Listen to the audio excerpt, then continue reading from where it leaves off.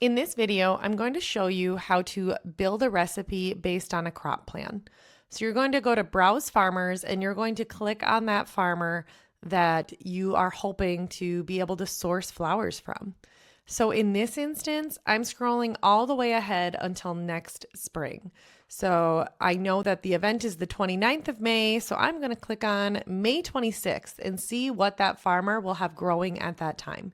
Because one of the main reasons this platform was created is because florists don't always know what's in season when.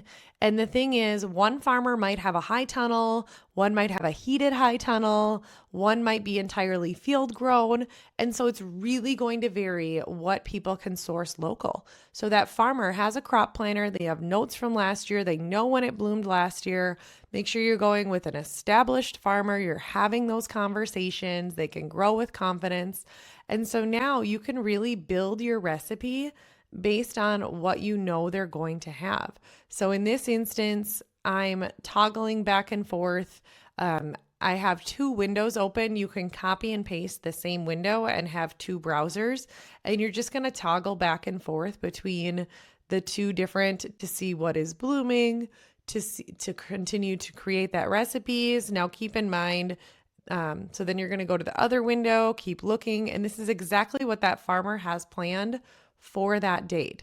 So go ahead, create your recipe. Now remember, this video, I've shared this before. I recorded this before we updated the cost to auto flow, what the standardized pricing is there. So you won't have to manually edit that every time. And there's also a source button. So you can put the name of that farmer while you're creating the recipe. The sooner you plan ahead, the sooner you can do this. And the other goal is once this recipe is created, you're going to go ahead and share it with that farmer so they know exactly that you are planning on those flowers. And then they might say, their person needs 100 yellow stock that week.